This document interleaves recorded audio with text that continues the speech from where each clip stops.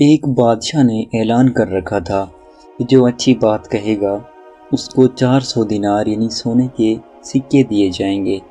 ایک دن بادشاہ رعایا کی دیکھ بھال کرنے نکلا۔ اس نے دیکھا ایک 90 سال کی بوڑھی عورت زیتون کے پودے لگا رہی ہے۔ بادشاہ نے کہا، تم 5-10 سال میں مر جاؤ گے اور یہ درخت 20 سال بعد پھل دیں گے، تو اتنی مشقت کرنے کا کیا فائدہ؟ بوڑھی عورت نے جواباً کہا، ہم نے جو پھل کھائے وہ ہمارے بڑوں نے لگائے تھے اور اب ہم لگا رہے ہیں تاکہ ہماری اولاد کھائے۔ بادشاہ کو اس بوڑھی عورت کی بات پسند آئی۔ حکم دیا اس کو 400 دینار دے دیے جائیں۔ جب بوڑھی عورت کو دینار دیے گئے تو وہ مسکرانے لگی۔ بادشاہ نے پوچھا، کیوں مسکرا رہی ہو؟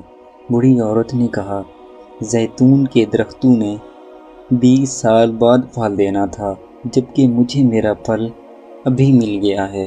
بادشاہ کو اس کی یہ بات بھی اچھی لگی اور حکم جاری کیا، اس کو مزید 400 دینار دے دیے جائیں۔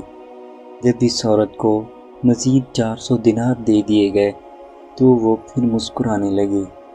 بادشاہ نے پوچھا، اب کیوں مسکرائی؟ بوڑھی عورت نے کہا، زیتون کا درخت پورے سال میں صرف ایک بار پھل دیتا ہے، جبکہ میرے درخت نے 2 بار پھل دے دیے ہیں۔ بادشاہ نے پھر حکم دیا کہ اس کو مزید 400 دینار دے دیے جائیں۔ یہ حکم دیتے ہی بادشاہ تیزی سے وہاں سے روانہ ہو گیا۔ وزیر نے کہا، حضور آپ جلدی سے کیوں نکل آئے؟ بادشاہ نے کہا، اگر میں مزید اس عورت کے پاس رہتا تو میرا سارا خزانہ خالی ہو جاتا، مگر عورت کی حکمت بھری باتیں ختم نہ ہوتی۔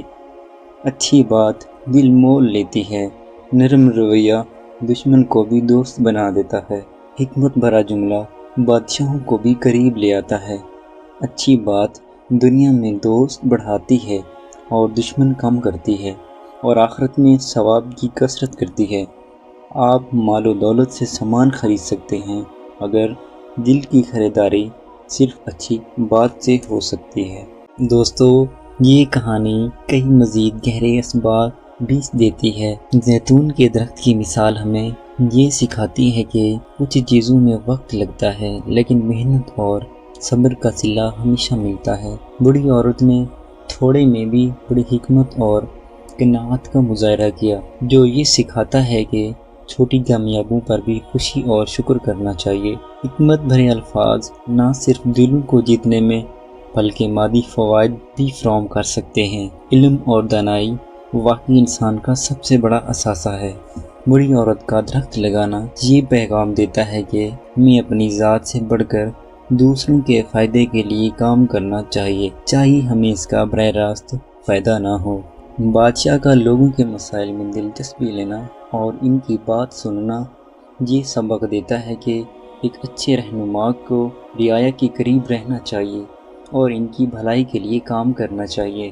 مال و دولت لوگوں کو خوشی دے سکتی ہے، لیکن دل جیتنے کا سب سے بڑا ذریعہ اچھی بات اور اچھے اخلاق ہیں۔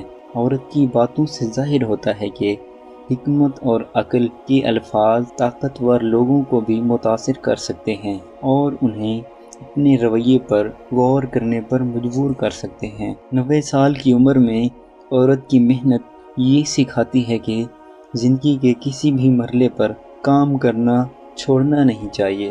یہ سبق ملتا ہے کہ نرم رویہ اور اچھی گفتگو انسانوں کو قریب لاتی ہے اور دلوں میں محبت پیدا کرتی ہے۔